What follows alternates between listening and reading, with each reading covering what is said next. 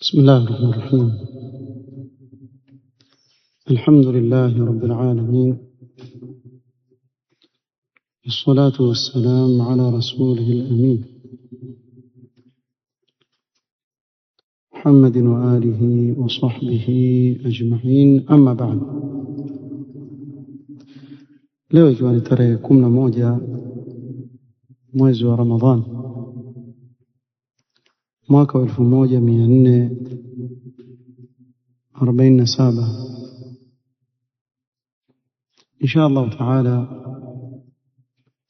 katika hiki kikao kuna masala ambayo endelea ni ya usie na kuyazungumzia kwa sababu ya umuhimu wake na wakati wake. Kuna swali ambalo wengi katika ndugu zetu wauliza kuhusu masala ya kuwa anapofariki Muislamu akiwa adaiwa saumu, je, hukumu yake ni vipi kwa warithi wake? Mwanzo, kabla sijazungumzia hili swali, tufahamu kuwa Allah subhanahu wa ta'ala ametoa ruhusa alipoamrisha na kufaradhisha saumu na kusema ومن كان مريضا أو على سفر فعدة من أيام أخر.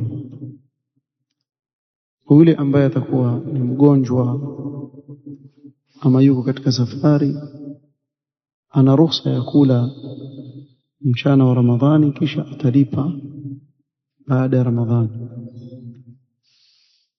Kwa mfano, ikatokea kuwa mtu alikuwa mgonjwa mwezi wa Ramadhani akaendelea kuwa mgonjwa mpaka baada ya Ramadhani,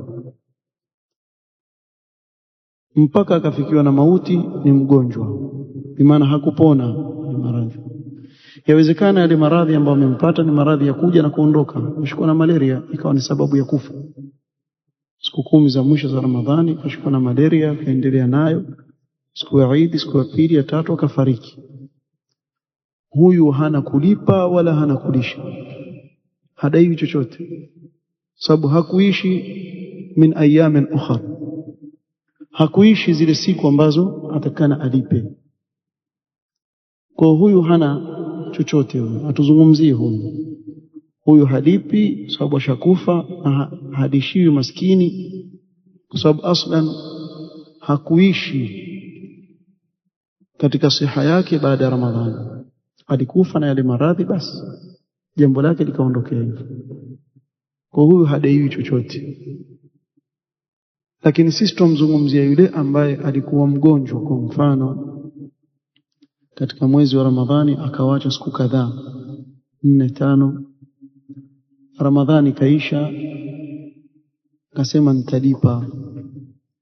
Sababu sheria pia haikukulazimisha kuwa lazima baada ya Ramadhani moja kwa moja ulipe, la fa'iddatun min ayamin ukhra, masiku yako mengi.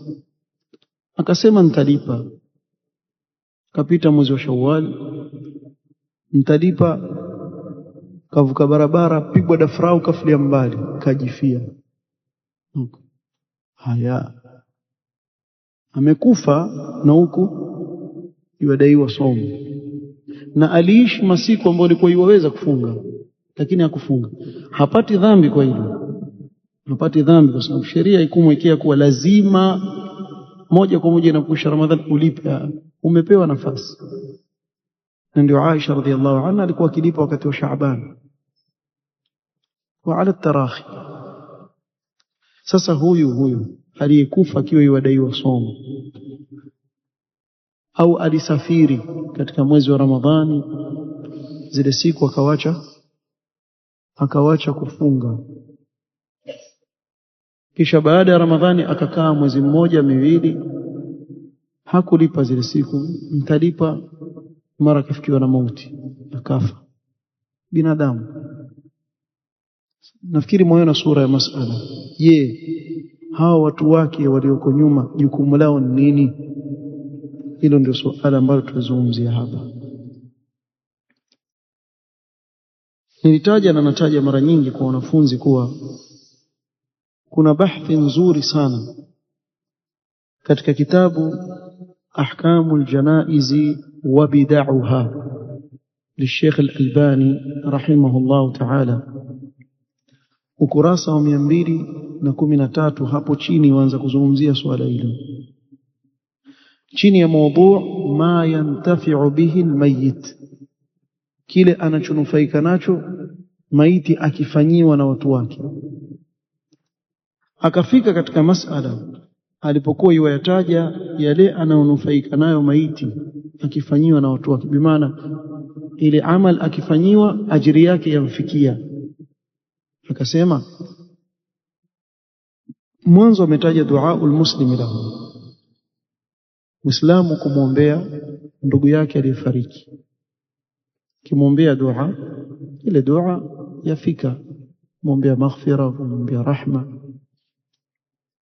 kisha suala la pili akasema qada'u waliyi almayyit sawma an-nadhri anhu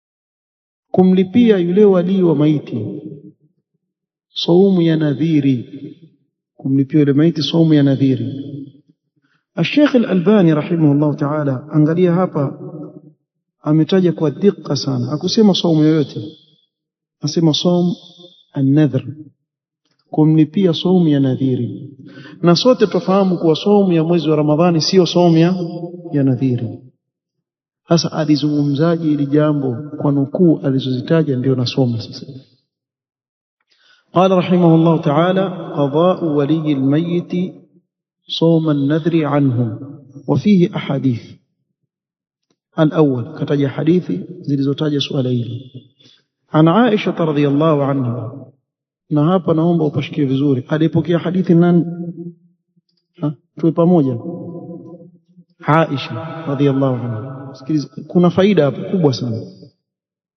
عن عائشة رضي الله عنها أن رسول الله صلى الله عليه وسلم قال من مات وعليه صيام صام عنه وليه حديث الشياب متوم صلى الله عليه وسلم asema yoyote anayefariki akiwa adaiwa saumu sama anhu waliyuhu wali wake atamfungia medoe hadithi kwa hii hadithi kulingana na ilivyo hii yaingia hapa ndani aina yoyote ya saumu hiyo ni saumu ya Ramadhani au saumu ya nadhiri mtu akaweka nadhiri akasema mimi namwekea nadhiri Allah nitafunga kwa ajili yake siku 3 na wengine wafanye ile nadhiri ya kibakhili mkipoa mtafunga siku 3 basi akapata shifa adaiwa sasa zile siku 3 hii ndio nadhiri tuzungumzie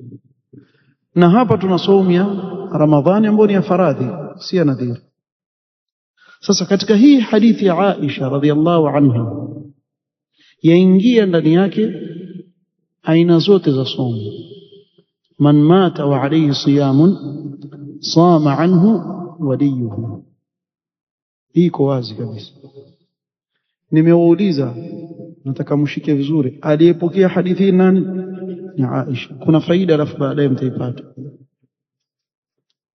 athani hadithi ya pili inazungumzia swala hilo عن ابن عباس رضي الله عنهما حديث ابن عباس رضي الله عنه أن امرأة ركبت البحر فنذرت kuna mwanamke alisafiri kwa njia ya bahari akaweka nadhiri inillahu tabaraka wa taala anjaha an tasuma shahran kwa Allah subhanahu wa ta'ala akimfanyia salama safari yake akafika huko endako salama basi atafunga mwezi na hili laeleweka kwa wakati ule sababu vile vyombo wenyewe vya bahari vilikuwa ni vyombo ambavyo mara moja ile mawimbi yakipiga kile chombo chaweza kupenduzwa kwa akaweka nadhiri ingawa nadhiri kama hii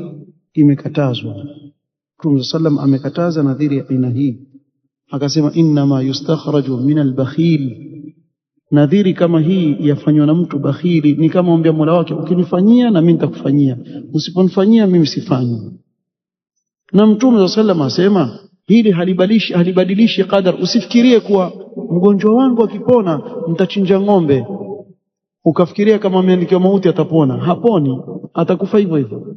Hata ukasema nitachinja ngamia pia, kile kilichokadiriwa na Allah ndicho kinachokuwa. Kwa hakuna haja ya kuweka nadhiri, lakini ikiwa mtu ashaweka lazima afanye nini? Aitekeleze. Nadhiri bora ni ipi? Ni ile mtu yajitolea mwenyewe bila ya kusema badala ya hii nitakupa hii. Mimi mwenyewe najiwekea nadhiri nitafunga siku 3. Hiyo yasifiwa, hiyo nadhiri nzuri, la basi. Sio nikipona nitafanya hivi, nikifanya nini, nikipata kazi nitafunga siku. Na wengi katika hawa wasema nikipona nitafunga mwezi, kisha baada ya kupona akiangalia mwezi mzima, kwani Ramadhani unjifaradhisha mwenyewe. Sheria haikukuwekea ilikuwa uzito kama huo. Wewe ungemuomba moja kwa moja Allah akupe shifa, basi Allah atakupa shifa. Kulikuwa hakuna haja wewe kusema hivyo. Lakini maadamu ushasema خلاص, likiwa kama hivyo ulivyosema, ni wajibu juu yako kuitekeleza nadhiri. Umeelewa maana nadhiri? Ibn Abbas asema kuwa kuna mwanamke alipanda jahazi, chombo cha bahari, akasema Allah akiniokoa nikarudi salama, basi nitafunga mwezi. Faanjaha Allahu azza wa jalla, Allah akamuokoa karudi salama. Falam tasum hatta matat, mkuweka nadhiri wansali, lakini ukifika time ya kutekeleza huyu mama hakufunga. Allahu aalam sababu zake zilikuwa nini, lakini hakufunga mpaka akafikiwa na mauti akafa. Na huku yadaiwa nadhiri ya mwezi mzima somo.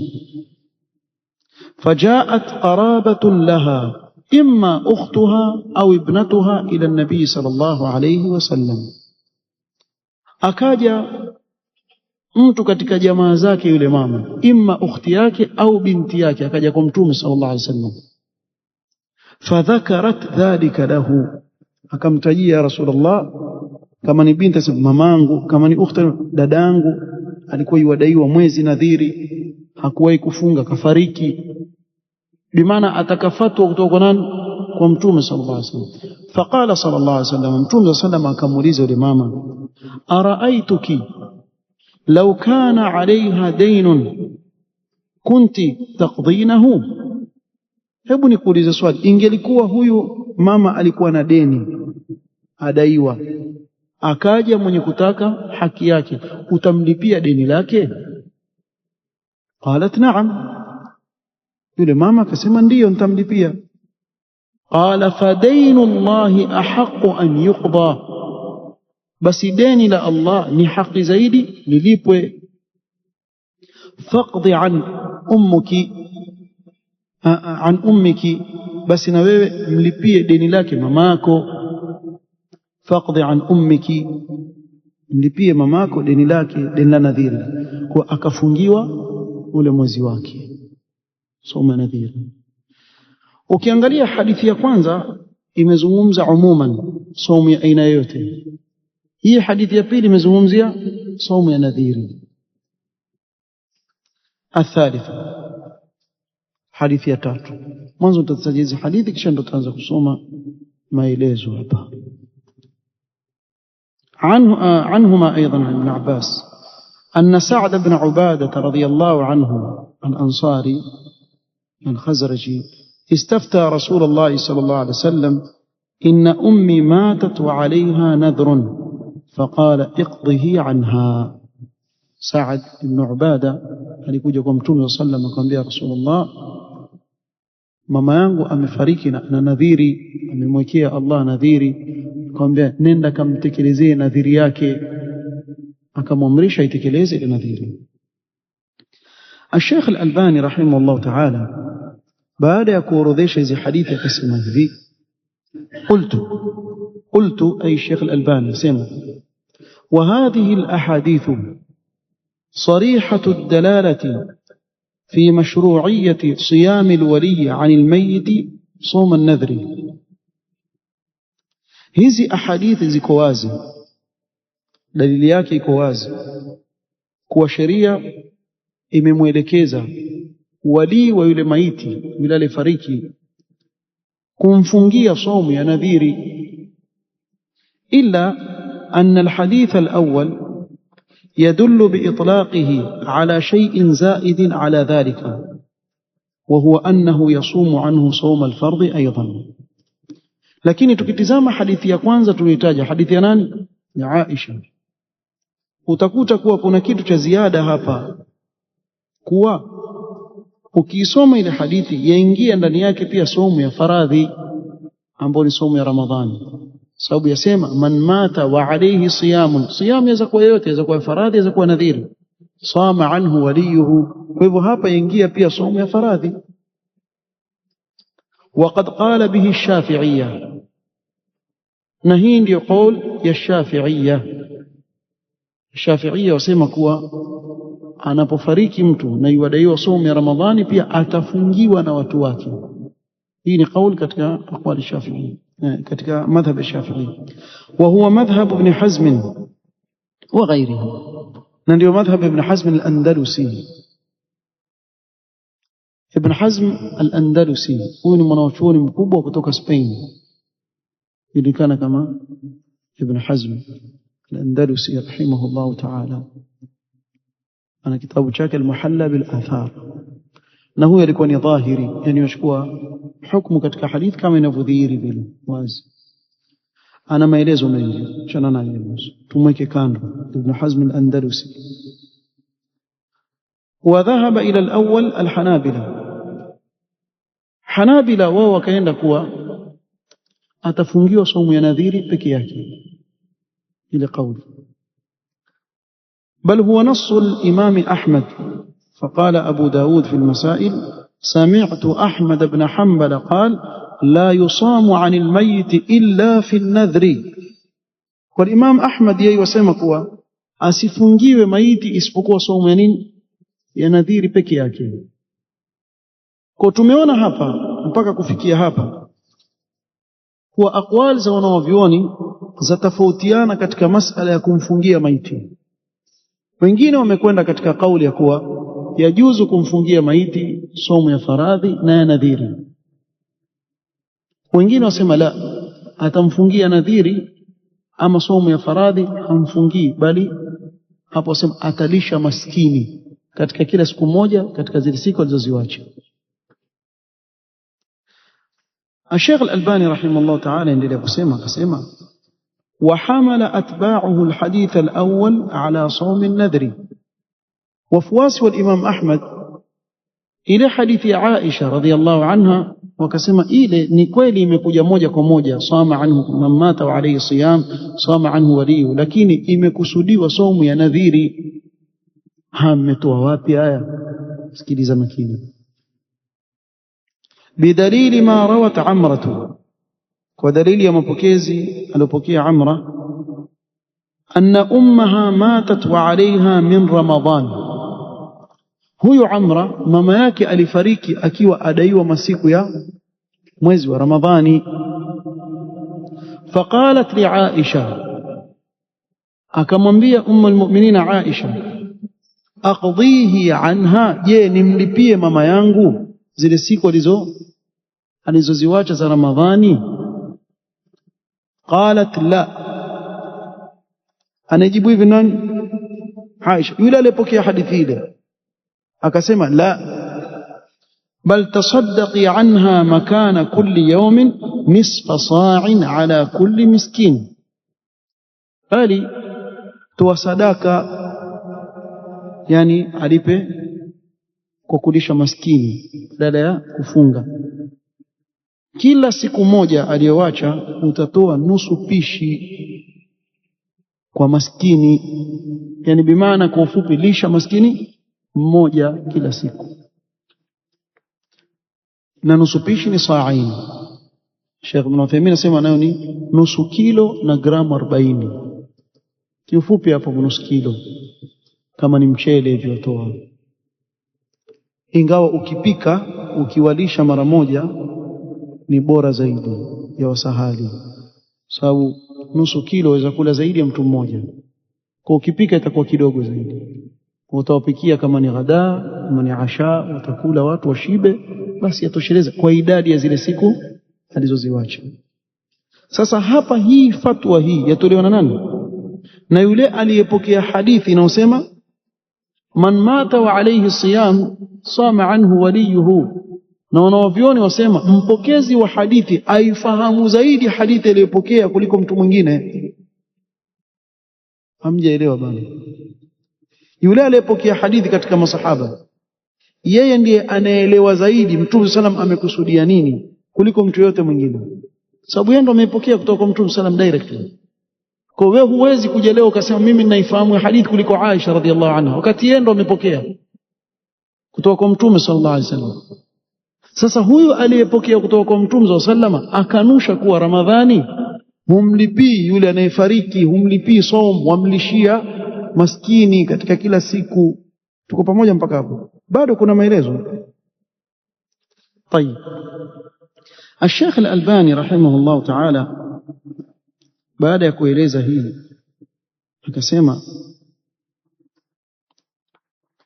na Ibn Abbas akataja riwaya Ibn Abbas, nafupisha ni takhriji, وبدليل ما روى سعيد بن جبير عن ابن عباس قال, ابن عباس رضي الله عنه سمع إذا مرض الرجل في رمضان.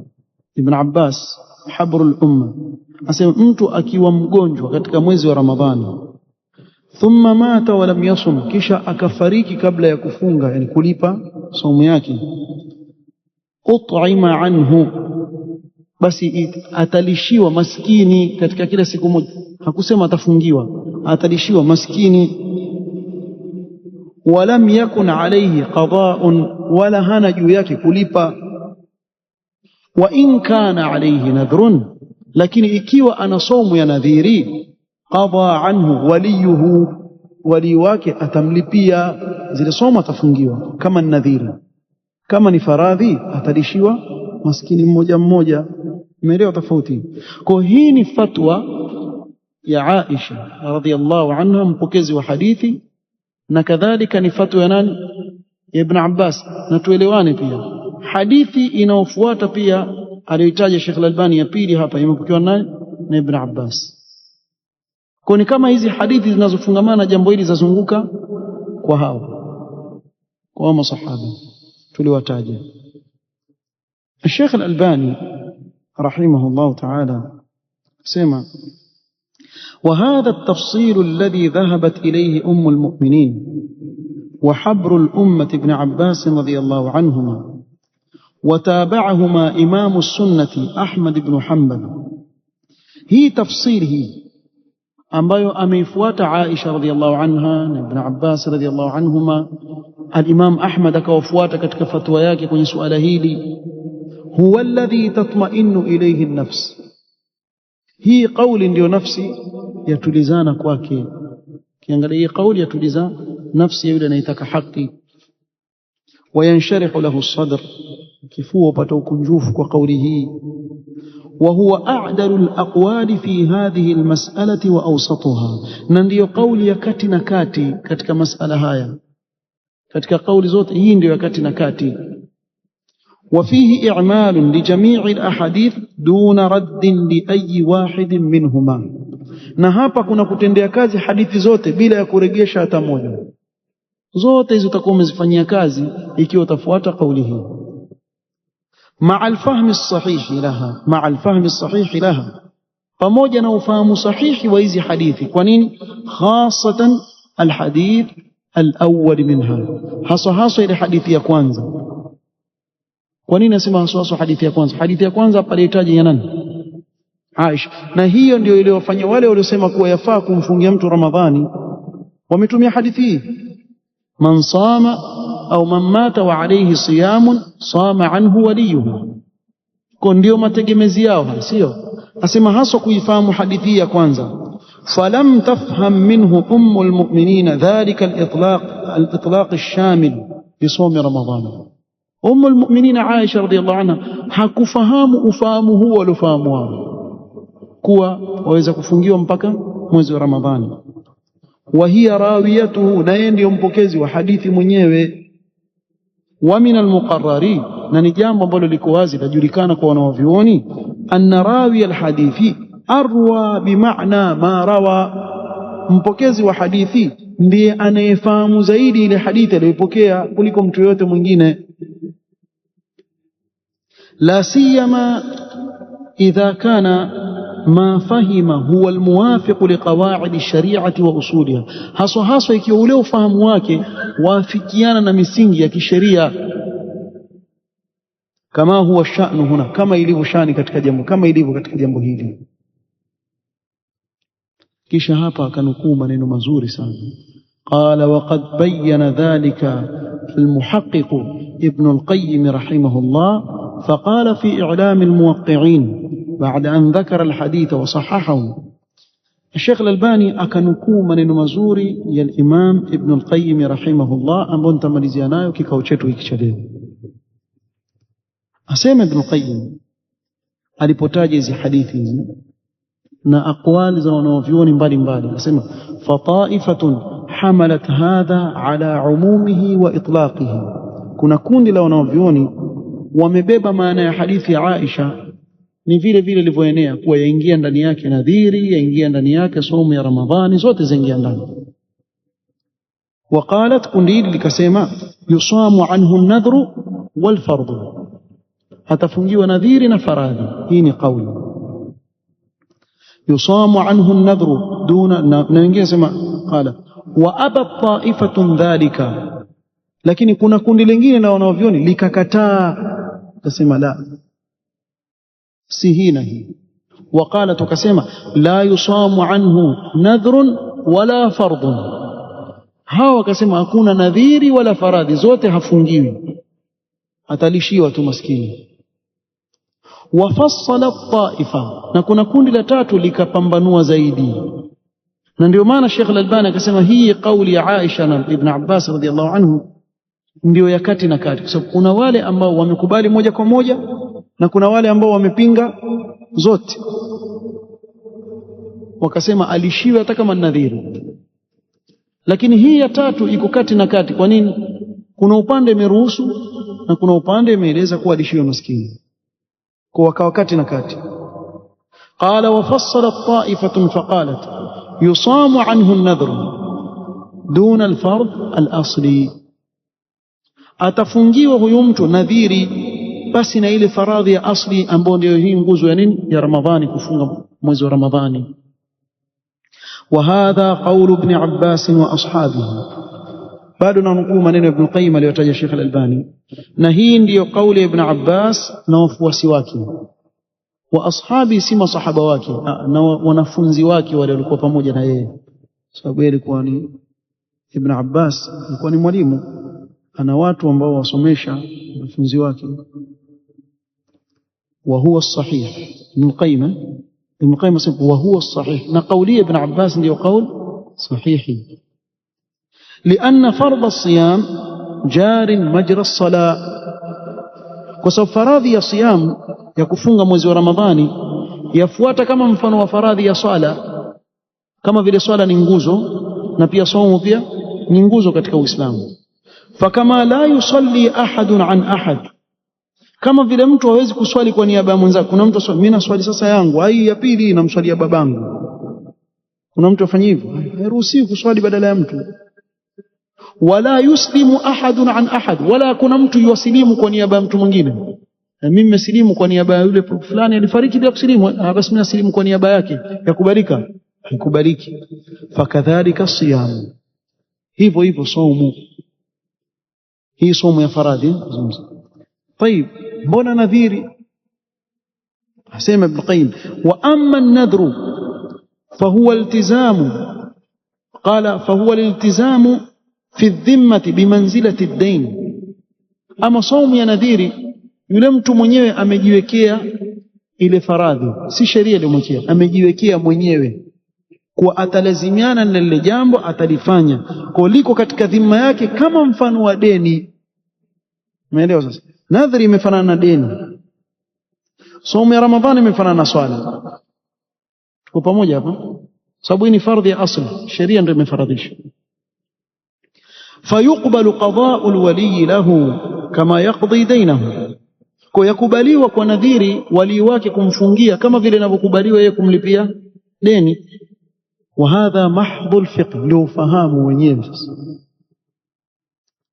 Wa tardu hadha annahu la yahujju anhu wala yuzakki anhu illa idha kana ma'dhuran bitakhiri. Asema katika yale inayofuata hii hukumu, haifai mtu kumfanyia haji mwenzake kwa niaba yake wala kumtolea zaka kwa niaba yake, na hii ni kauli katika kauli za wanavyuoni, isipokuwa akiwa aliwacha kwa sababu ya udhuru.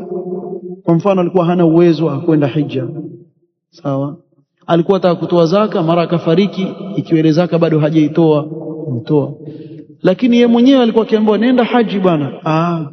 Takwenda na haraka gani bwana, takwenda mwenyewe, uwezo unao bwana, nenda haji bwana. Nitafikiria inshallah, nitafikiria. Mara kavundika shingo akafilia mbali, na watu waambia akajifia.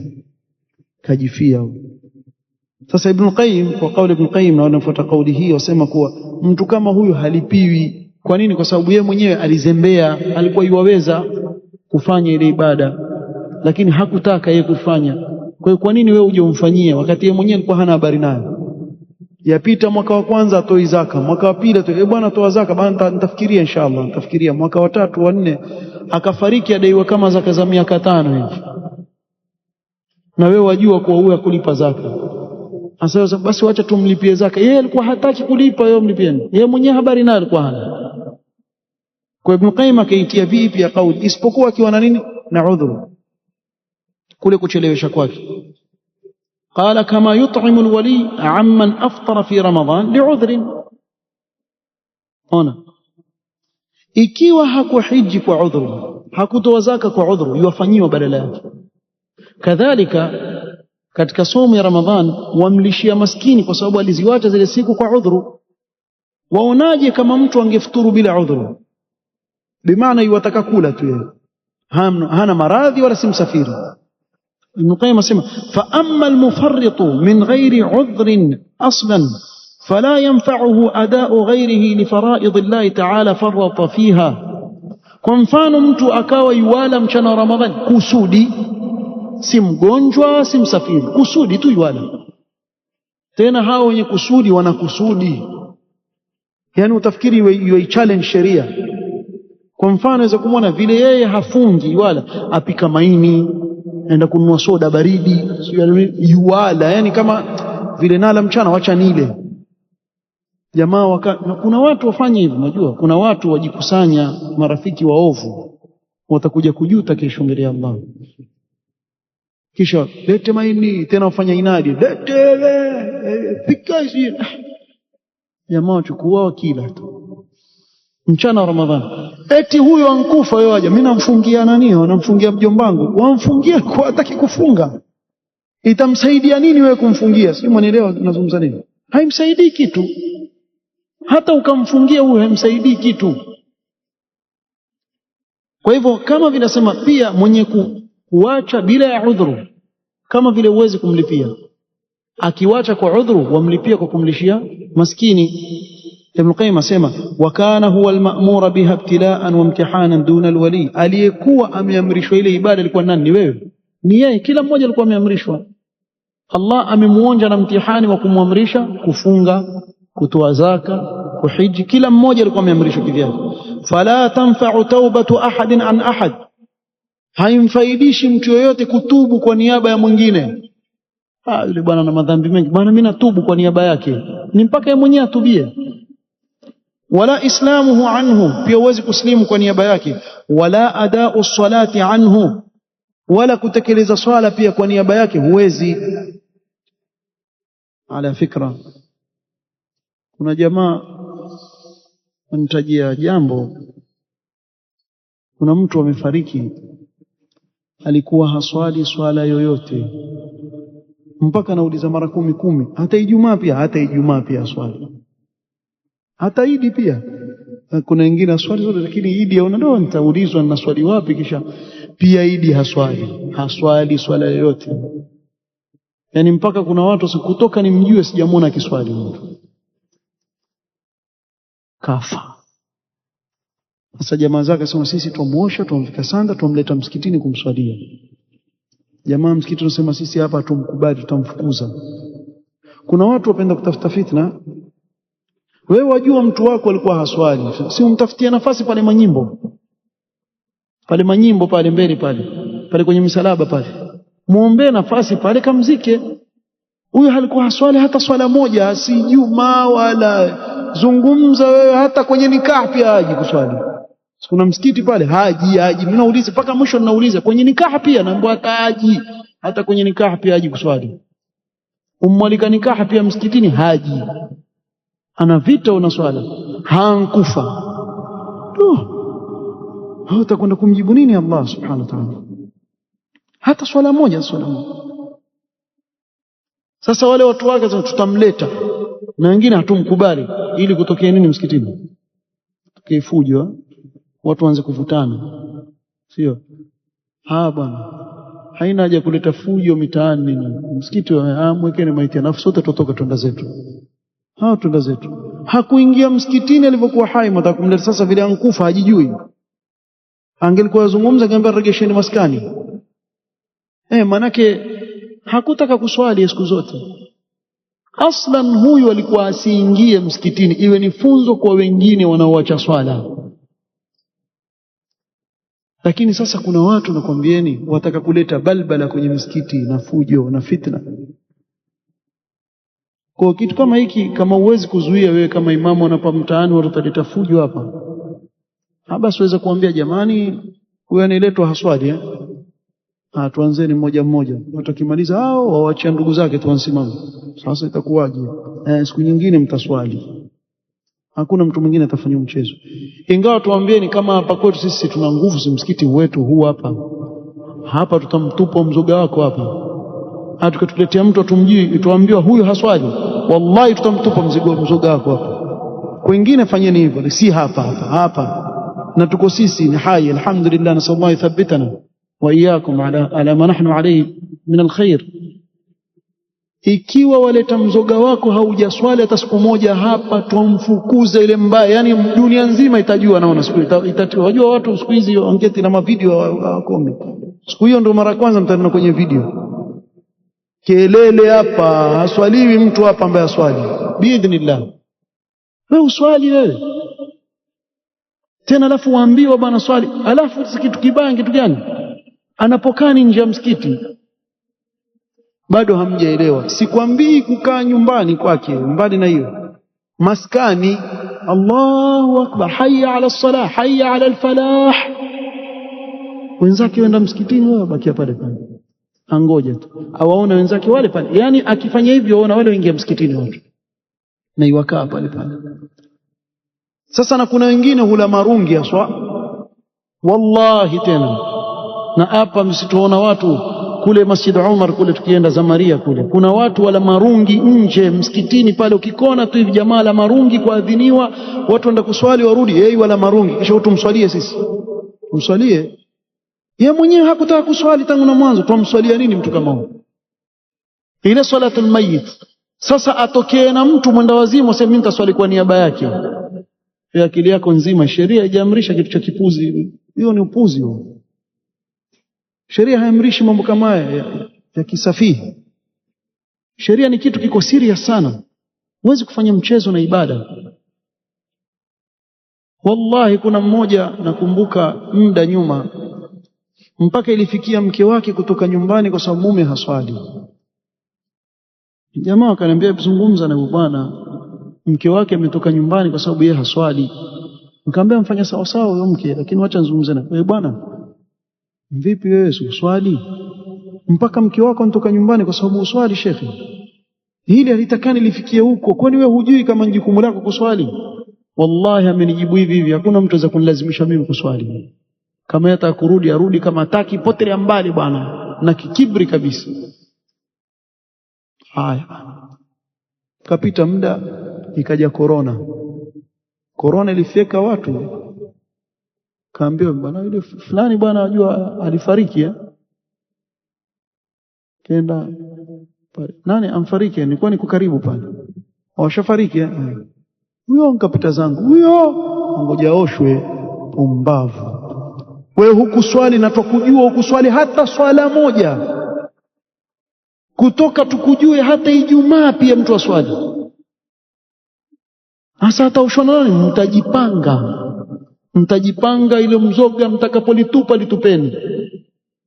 Lakini ati mongoja hii mujamala kujipendekeza kwa watu watuite wajeuri. Unatosikia haya hikma gani? Ashakufa baba, hatumia hikma zako arudi kuswali. Kuna watu wajifanya na hikma nyingi. Hikma hapa ni usimswalie yule mtu mpaka watu wafanze adabu. Siku nyingine mwingine akiwa atawacha swala, nitaaibika hivi mimi nikifa, watakuja kuswali. Kwa mtu ambaye aswali bwana, watu wasimswalie. Sikwambii kuswali kwa niaba yake. Sasa kama anavyosema Ibn Qayyim rahimahullah ta'ala, hakuna mtu aswali kwa niaba ya mtu mwingine. Nakwambia kumswalia, amekufa alikuwa haswali. العهد الذي بيننا وبينهم الصلاة فمن تركها فقد كفر.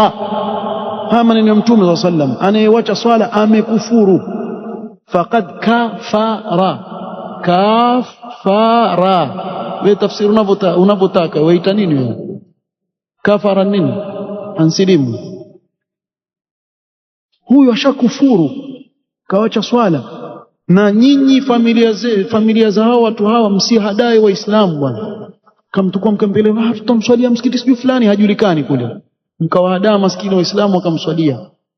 Na mkijua nyinyi watu wa mtaani kwa hiyo pelekwa msikiti mwingine, muambie imamu huyo jamaa haswali, huyo alikuwa haswali, huyo msimswalie. Tupilia mbali zoga hilo. Tena tuwaambia kabisa wale jamaa wanaosimamia pale manyimbo, wekeni nafasi kama hizo. Huyu ataadhibiwa kaburini, ataudhi Waislamu kimpeleka kikoani. Watu pengine wengine wako kwenye starehe zao kule, nini fujo, pigwa marungu kweli kweli. Mwacha kapigwa marungu na wenzake kule. Kuna wengine wajisalaba pale juu na yeye jirani yao pale. Tena yeye nafikiri kule ndo atapigwa kisawa sawa huko. Taki hata mzoga wake kuuona. Wallahi subhanallah akhi. Nazungumzia masala, mimi nimekumbuka ile suala. Yani watu wafanye mchezo na dini ya Allah subhanahu wa ta'ala. Mtu uswali, ufikiri utakufa siku moja. Kwani huyu alidhania leo atakufa, jana ama kesho? Hakuna mtu yajua atakufa lini. Kwa nini wacheza na jambo muhimu sana kama swala? Sala. Wajua jawabu la kwanza la watu wa motoni watakapoulizwa ma salakakum fi saqar? Jawabu la kwanza nini? Qalu lam nakum minal musallin. Watu wa motoni jawabu la kwanza. Sasa wewe wajitoa vipi katika hao ikiwa wewe uswali? Hili jawabu ndio unalo wewe, lam nakum minal musallin. Sisi tulikuwa hatuswali ndio tukaingia motoni humo. Kwa hiyo watu kama hawa msiwalete bwana, mkafanya ghushu Waislamu wakauswalia tena Allahumma ighfir lahu Allahumma arhamhu Allahumma ighfir lahu warhamhu. Hadha la yahtaj ila tarahum wala. Sheikh Al-Fawzan hafidhahu Allah ta'ala, juzi mmesikia clip aulizwa na mwanamke asema babangu alikuwa haswali. Alikuwa haswali, naweza kumtolea sadaka, naweza. Sheikh Al-Fawzan auliza mara 10, huyo babako alikuwa haswali kabisa ama kuna swala zingine? Asema la haswali kabisa. Haswali kabisa, hata Ijumaa angalau siku nyingine kuna harusi haswali huyo jamaa haswali. Sheikh Al-Fawzan akamwambia la yajuzu tarahum alayhi, kuna mujamala. Hata kama mbabako haifai kumwombea rahma wala maghfira, huyo amekufa kafiri, si Muislamu, bila mujamala. Na mimi nampenda sana Sheikh Al-Fawzan kwenye hizo. Sheikh Al-Fawzan akupigii shortcut, atakupa mbele ya sura yako. Kuna siku jamaa ameandika pale, usipouliza ili swali kwa shekhe, sijui nitakulani, sijui nitakufanya nini. Sasa ule muulizaji maswali yule kwa Sheikh Al-Fawzan asema huyu jamaa ameandika swali lake hapa chini, lakini hapa juu anitisha. Asema usipolisoma ili swali langu kwa shekhe, mimi nitafanya hivi, sijui nitakulani, nitafanya nini. Akamwambia usilisome, sasa tupa nambari, hata sitakulisikia ile swali lake. Hataki upuzi. Sasa huyu huku kwetu tambua mjeuri gani? Na wewe huna adabu. Vipi utamwapiza yule mtu yomsomea shekhe maswali na madhambi gani? Eti kwa sababu swali lako alikusomwa. Man ant? sema weka kando ile swali lake, hata usilisome, weka kando, mwache na laana zake kainazo mwenyewe. Allah yahfadhu. Almuhim, nimetoka kidogo nje ya mada kwa sababu hii jambo wallahi laudhi kweli roho, lakini tutafanyaje? Na baadhi ya ndugu zetu, Allah yahdina wa iyahum, Allah yahdina wa iyahum, kinafanya makosa. Suala la kumlipia yule aliyewacha masiku katika mwezi wa Ramadhani ni kuwa kauli yenye nguvu kulingana na maelezo tuliyosoma hapa, ni kuwa atalishiwa maskini katika kila siku moja aliyewacha yule maiti, hatufungi badala yake. Tumeelewana? Kama vile hatuwezi kuswali badala yake, hatufungi badala yake, tutamlipia kila siku moja maskini mmoja, tutamlishia. Ukishafanya hivyo utakuwa umetekeleza ile lilokuwa la wajibu juu yako. Tumeelewana? Ila saumu ya nadhiri, saumu ya nadhiri mfano wake ni kama deni. Kwa saumu ya nadhiri utamfungia yule maiti yako, haina shida, kwa sababu manzila ya nadhr ni kama mfano wa ad-dain. Kwa hivyo kama vile deni wamlipia, na saumu ya nadhiri pia utamlipia. Wallahu ta'ala a'lam. Subhanaka wa bihamdika ashhadu an la ilaha illa anta astaghfiruka wa atubu ilaik. Barakallahu fik.